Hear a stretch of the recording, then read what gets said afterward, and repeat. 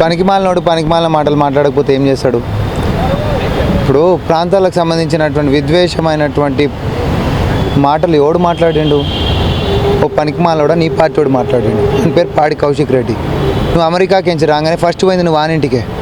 సిగ్గుండాలి కొంచెం మన మాటలు మాట్లాడడానికి.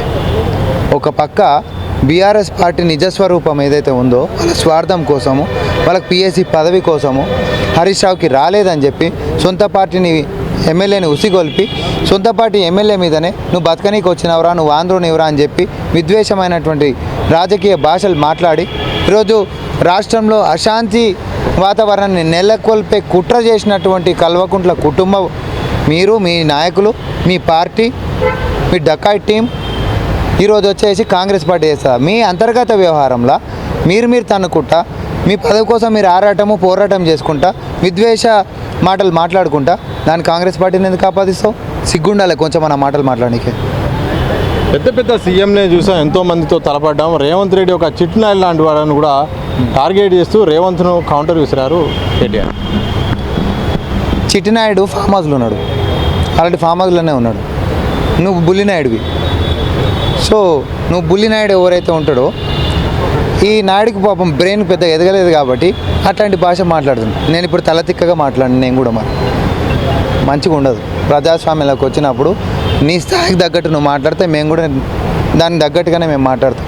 నువ్వు పనికి మాలినోడివి, నీకు బ్రెయిన్లెస్ ఫెలోవి, ఐటీ పేరు పెట్టుకున్న ఐటమ్ గాడివి, నీకు అసలు తెలివితేటలే లేవు.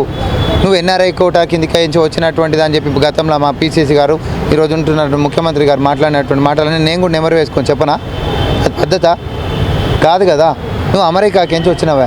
తెలంగాణలో వరదలు వచ్చినప్పుడు అసలు నిజంగానే ఈడ ప్రోగ్రామ్ క్యాన్సిల్ చేసుకొని ఉటానే ఈడ నువ్వు ప్రత్యేక ఫ్లైట్ వేసుకొని వచ్చి మరి ఈడ ప్రజలని పరామర్శించాలి, వాళ్ళ మంచి చెడ్లు ఏందో తెలుసుకోవాలి, ప్రభుత్వం మీద ఒత్తిడి తేవాలి. నీ పార్టీ ఫండ్లకించి ఇంకో సగం పైసలు నేను ఇస్తున్నా తీసుకురానాలి. అరే దిక్కుమాలిన వాళ్ళారా, ₹1 అయ్యలే పాపిష్టి చేతులు అవి.